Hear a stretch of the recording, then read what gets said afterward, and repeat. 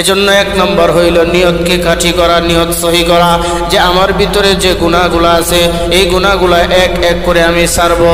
এইরকম ভাবে নিয়ত করা, আল্লাহর জন্য প্রতিটা কাজ করা, আল্লাহর জন্য দ্বীনি কাজ করা, আল্লাহর জন্য দুনিয়ার কাজ করা, আল্লাহর জন্য একমাত্র রব্বে কারিমকে খুশি করার জন্য দুনিয়ার জমিনে হালাল রিজিকের সন্ধান তালাশ করা। আর যদি ওই রকমটা হয় তো রব্বুল আলামিন ওই হালাল রিজিকের সন্ধান করার যে সময়টা ব্যয় হয় ওই সময়টাকেও আল্লাহ তাআলা তার বান্দার জন্য নফল ইবাদতের ভিতরে গণ্য করে দেয়। এই জন্য এক নাম্বার হইল নিয়তটা সহি লাগবে। আল্লাহ আমি সকাল থেকে সন্ধ্যা পর্যন্ত যত ওয়াক্ত নামাজ রয়েছে নামাজ পড়বো, তোমার হুকুম পালন করব, বাকি এর ভিতরে তুমি আমাকে হালাল রিজিকের বরকত তুমি দান করে দিও। এরকম নিয়ত রাখা, সহিভাবে নিয়ত রাখা, এক নাম্বার নিয়ত সহি করা। দুই নাম্বার হইল আজান হইলে নামাজের জন্য নামাজে অংশগ্রহণ করা, নিজে পড়া এবং অপর ভাইকে নামাজের জন্য বলা, প্রত্যেক আজানের জবাব দেওয়া। তো আমরা প্রত্যেকে আজানের জবাব দেওয়ার চেষ্টা করবো ইনশাআল্লাহ। তিন নাম্বার হইল আজানের জবাব দেওয়া। চার নাম্বার হইল ধীরস্থিরভাবে নামাজ আদায় করা, কোনো তাড়াহুড়া করে নামাজ আদায় না করা। নামাজের যে জায়গায় যে আহকামগুলো রয়েছে ওই জায়গায় এইরকম আহকামগুলা পালন করা রাখবে। রুকু থেকে দাঁড়াইয়া একটু সোজা হইয়া অল্প সময় দেরি করা লাগবে। সেজদাতে যায়া আরেক সেজদা দেবার মাঝখানে একটু বৈশা 2-1 সেকেন্ড সময় বসা লাগবে। একেবারে তাড়াহুড়া কইরা 1 সেকেন্ডের ভিতরে দুনু সেজদা দিয়া খুব স্পিডে বিদ্যুৎ গতিতে নামাজ শেষ করে নিলাম। একবারও সুবহানা রব্বিয়াল আলা পড়লাম না, একবারও সুবহানা রব্বিয়াল আজিম পড়লাম না। যাও পড়লাম তো পড়লাম, নিজেই কিছু বুঝলাম না। নিজেই যদি না বুঝি যে কি পড়লাম এই নামাজে আমার কি ফায়দা হবে। এই জন্য 4 নাম্বার হইল ধীরস্থিরভাবে নামাজ আদায় করা। আল্লাহ ওয়ালাদের নামাজ তো এমন ছিল, নামাজের ভিতরে যখন দাঁড়ায় যাইতো সারা রাত্র চলে যাইতো, তো নামাজ তাদের শেষ হইতো না। এই জন্য নামাজ ধীরস্থিরভাবে পড়া, তার ভিতরে পিটিং কইরা নেওয়া। 5 নাম্বার হইল কোরআনুল কারীমের তেলাওয়াত। প্রত্যেক দিন যখনই সময় পাও তখনই তেলাওয়াত করা। এটা ফরজ গোসল ব্যতীত সর্ব অবস্থায় পড়া যায়, নাপাক শরীরে পড়া যায় অযুবিহীন। এটা না স্পর্শ করে জবান দিয়া যদি কোনো ব্যক্তি পড়ে তাহলে গুনাহ হবে না, বরং প্রতিটা হরফের বিনিময় আল্লাহ তাআলা বান্দার আমলনামায় 10টা করে নেকি লিখে দিবেন। এজন্য ফরজ গোসল ব্যতীত যদি কারো উপর গোসল ফরজ হয়ে যায় এমন অবস্থায় কোরআনুল কারীমের আয়াতগুলা তেলাওয়াত করা যাবে না, স্পর্শও করা যাবে না, মসজিদে ঢোকা যাবে না, কাবা শরীফ তওয়াফ করা যাবে না। এগুলা কিছু বিধান রয়েছে, এগুলা করা হারাম হয়ে যায়। তাহলে ফরজ গোসল ব্যতীত স্বাভাবিকভাবে থাকলে প্রস্রাব করলে, যদি ওযু করলে শরীর পাক হয়ে যায়, এমন অবস্থায় ওযু করলাম না, কোরআন শরীফ স্পর্শ না করে জবান দ্বারা কোরআন পড়া যাবে না, যাবে না। জবান দিয়া কোরআনুল কারীমের তেলাওয়াত করা যাবে। এই কথাটাই উলামায়ে কেরাম বলেন, যখনই সময় পাও 1, 2, 5, 10 আয়াত পড়িয়া নাও। প্রতিটা হরফের বিনিময় আল্লাহ তাআলা বান্দার আমলনামায় 10টা করে নেকি দান করে দেন। এরপরে 6 নাম্বার হইল হর হামেশায় যখনই সময় পাও যে কোনো কাজের শুরুতে, যে কোনো অবস্থায় ঘরের ভিতরে ঢোকা, ঘর থেকে বাইর হওয়া, অথবা কোনো জিনিস লওয়া, কোনো জিনিসের কাজ করা, কোনো কিছু করার সময় সর্বপ্রথম বিসমিল্লাহ জবান থেকে চালু করে দাও। বিসমিল্লাহর ফজিলত এত বিশাল, এত বেশি, এত বেশি। জাহান্নামের ভিতরে 19 জন ফেরেশতা আছে, মালিক ফেরেশতার আন্ডারে 19 জন ফেরেশতা কাজ করে।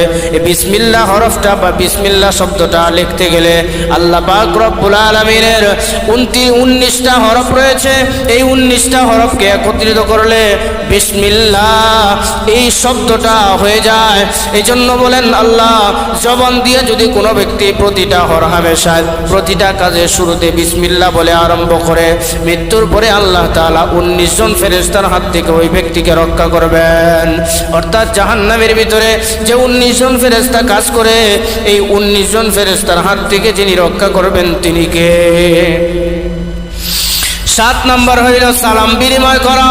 ছোট হোক বা বড় হোক তাতে আমার কোনো কিছু যায় আসে না।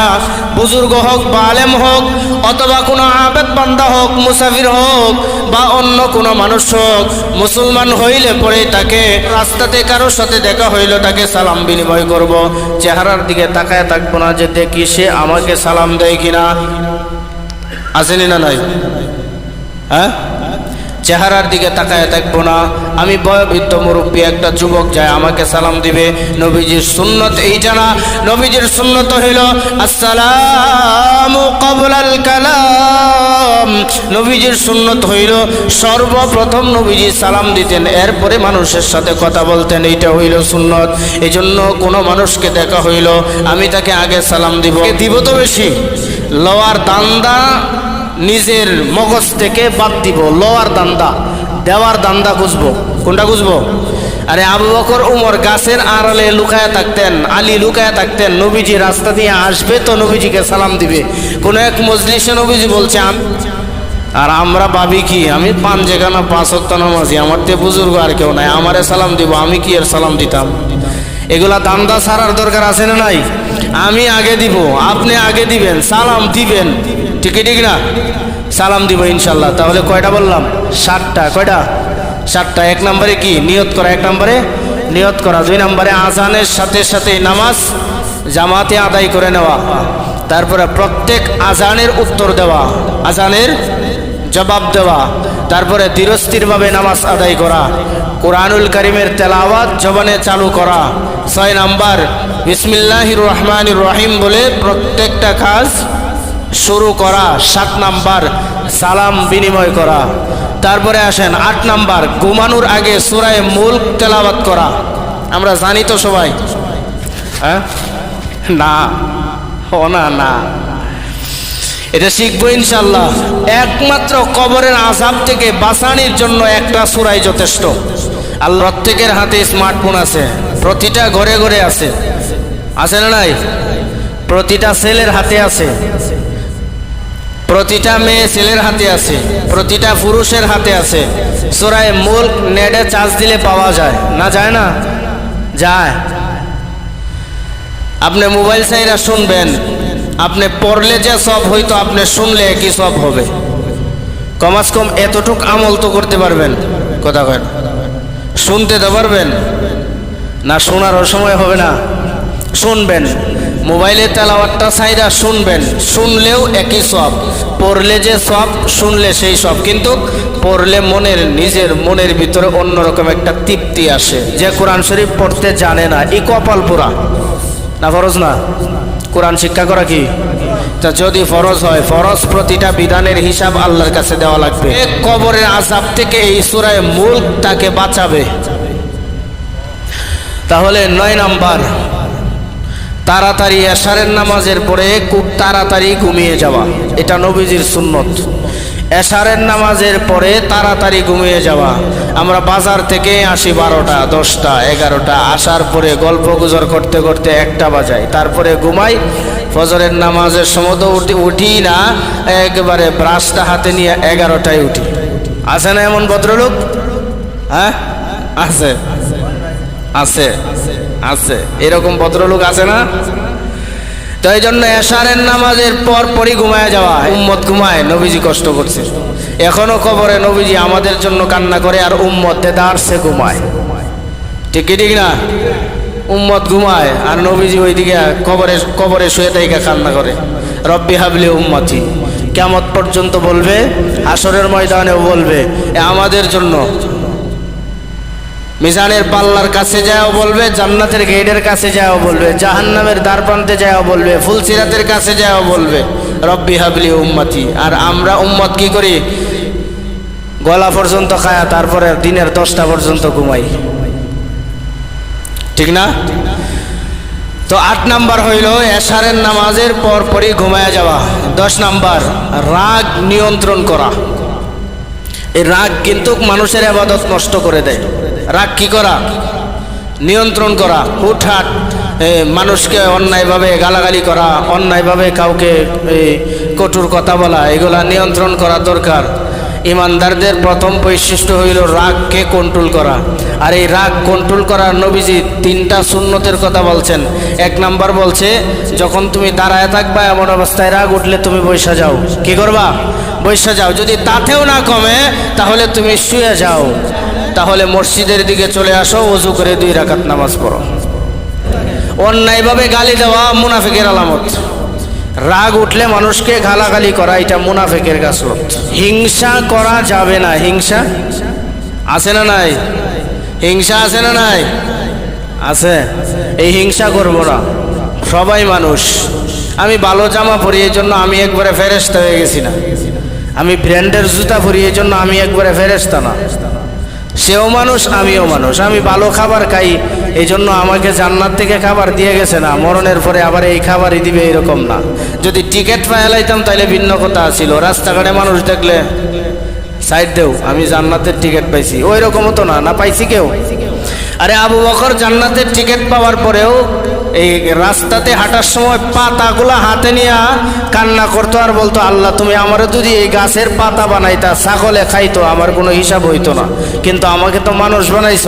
হাসরের ময়দানে যখন দাঁড় করায় আমাকে গারো দইরা জিজ্ঞাসা করবো, আমি কি জবাব দিব? তাহলে অহংকার করা, অহংকার করা যাবে? অহংকার আল্লাহর গায়ের চাদর। অহংকার কার গায়ের চাদর? অহংকার আল্লাহর গায়ের চাদর। মানুষ অহংকার তখনই করে শয়তান যখন মানুষটাকে গ্রাস করে ফেলে। কথা বুঝেন না আমার? গ্রাস মানে একবারে গিলে ফেলা, একবারে খায়া লাইছে ওইটারে। মানুষটাকে যখন গ্রাস করে তখনই মানুষটা আরেকটা মানুষের সাথে খারাপ ব্যবহার করে আর হিংসা করে। এগুলা করা যাবে?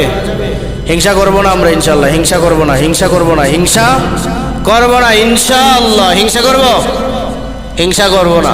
সেও মানুষ, আমিও মানুষ। সে নর্মাল হইতে পারে, তার ইবাদত যদি কবুল হয়ে যায়।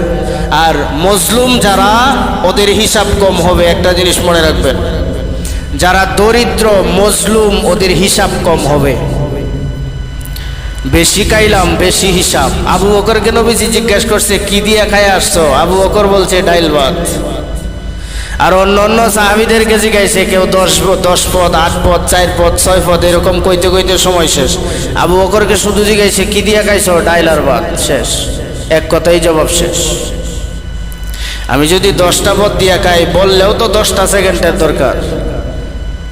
তো এই জন্য আমি ভালো মন্দ খাই, এটা বুজুর্গগিরি না, এটারও হিসাব আছে না নাই? অপচয় করলে এটারও হিসাব দিতে হবে না? দেওয়া লাগবে না? হিসাব দেওয়া লাগবে। এই জন্য 11 নম্বর হয়েছে হিংসা করা যাবে না। 12 নম্বর গীবত করা যাবে না। গীবত সবচেয়ে মারাত্মক গুনাহ। গত ঈদগাহেও বলছিলাম, শিরকের পরেই গীবত। গীবত প্রত্যেকটা ইবাদতকে ধ্বংস করে দেয়, প্রতিটা ইবাদত ধ্বংস করে দেয় গীবত। আপন ভাইয়ের গোশত খাওয়ার সমান। কেউ পারবে খাইতে? আজ পর্যন্ত কেউ খাইছে? কথা কয় না, কেউই খায় নাই। তাহলে গীবত করা, আপন ভাইয়ের গোশত চিবায়া খাওয়া। বেশি কইরা করবো আর বেশি কইরা ভাইয়ের গোশত খাবো, এগুলা করবো না ইনশাআল্লাহ। বেশি বেশি আল্লাহ তাআলার কাছে তওবা করা। 12 নাম্বার, 13 নাম্বার, বেশি বেশি আল্লাহ তাআলার কাছে তওবা করা। তাহলে হিসাব মিলাইলেন আমাদের ভিতরে কয়টা গুনাহগুণ আছে? 1 নম্বরে নিয়ত করা। নিয়তটা প্রতিটা ইবাদতের জন্য সহি করার দরকার আছে না নাই? আমি 100 টাকা মসজিদে দান করব, এটা আমি নিয়ত করে দান করব, মানুষকে দেখানোর জন্য না। আমি 100 টাকা নয়, 500 টাকা, 10,000 টাকা, 1 লক্ষ টাকা দান করব, কাকে দেখানোর জন্য? আমি ঢোল মাইরা বইলা বেড়াবো না, এটা হচ্ছে নিয়ত। আমি মসজিদ সাফাই করব, মসজিদের কাজ করব, এটা কার জন্য করব? আল্লাহর জন্য। মসজিদে একটা ফ্যান লাগাই দিব, এটা কার জন্য লাগাবো? আল্লাহর জন্য। একটা টাইলস কেনার টাকা দিব, এটা কার জন্য দিব? আল্লাহর জন্য। মসজিদে আসছে, মসজিদের ভিতরে আসলাম, আমার সামনে ময়লা পড়ে রয়েছে, এটা শুধু ইমাম সাহেব সাফ করবে, এটা না। কথা কয় না? এটা মুসল্লি মুয়াজ্জিন সাফ করবে, এটা না। প্রত্যেকেরই দায়িত্ব মসজিদের ময়লা পরিষ্কার করা। এটা ইমানি দায়িত্ব, এটা হক।